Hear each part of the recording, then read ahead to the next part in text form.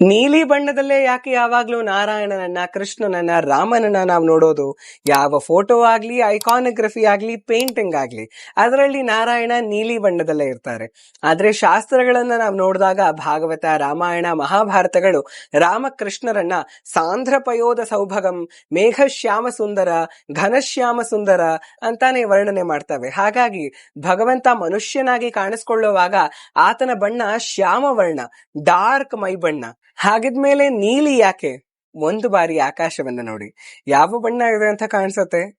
ನೀಲಿ. ಆದ್ರೆ ವಾಸ್ತವವಾಗಿ ಆಕಾಶಕ್ಕೆ ಬಣ್ಣನೇ ಇಲ್ಲ.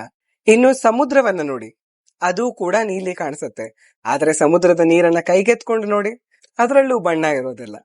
ಆಕಾಶ ನೀಲಿ ಕಾಣಿಸೋದು ಅದರ ಮಿತಿ ಇಲ್ಲದ ವಿಸ್ತಾರದ ಕಾರಣದಿಂದ, ಸಮುದ್ರ ನೀಲಿ ಕಾಣಿಸೋದು ಅದರ ಅಗಾಧವಾದ, ಅಳತೆಗೆ ಸಿಗದ ಆಳದ ಕಾರಣದಿಂದ. ಅದೇ ತರ ನಾರಾಯಣನನ್ನ ಯಾಕೆ ನೀಲಿಯಲ್ಲಿ ತೋರಿಸ್ತಾರೆ ಅಂದ್ರೆ, ಆತನ ಆಳವನ್ನ, ಆತನ ಡೆಪ್ತ್ ಅನ್ನ ನಾವ್ ಯಾವತ್ತೂ ಅರ್ಥ ಮಾಡ್ಕೊಳ್ಳೋದಿಕ್ಕಾಗಲ್ಲ. ಆತನ ವಿಸ್ತಾರವನ್ನ ನಾವ್ ಯಾವತ್ತಿಗೂ ಅಳತೆ ಮಾಡೋದಿಕ್ಕೆ ಸಾಧ್ಯ ಇಲ್ಲ. ಅಪ್ರಮೇಯನಾದ ಭಗವಂತ, ಅಳತೆಯನ್ನ ಮೀರಿದ ಭಗವಂತ ಯಾವಾಗ್ಲೂ ನೀಲಿ ಬಣ್ಣದಲ್ಲೇ ಕಾಣಿಸ್ಕೊಳ್ತಾನೆ. ನಾವು ಎಷ್ಟು ಜಾಸ್ತಿ ಆತನ ಬಗ್ಗೆ ತಿಳ್ಕೊಳ್ಳೋದಿಕ್ಕೆ ಪ್ರಯತ್ನ ಮಾಡ್ತೀವೋ, ಆತ ಅಷ್ಟೇ ಅನಂತವಾಗಿ ಬೆಳೀತಾ ಹೋಗ್ತಾನೆ. ಈ ಆಳದ ಕಾರಣದಿಂದ, ಆತನ ಮಿತಿ ಇಲ್ಲದ ವಿಸ್ತಾರದ ಕಾರಣದಿಂದ, ಆತ ಅನಂತನಾಗಿರೋದ್ರಿಂದ ನಾವು ಆತನನ್ನ ನೀಲಿ ಬಣ್ಣದಲ್ಲಿ ತೋರಿಸೋದು. ಹರೇ ಕೃಷ್ಣ.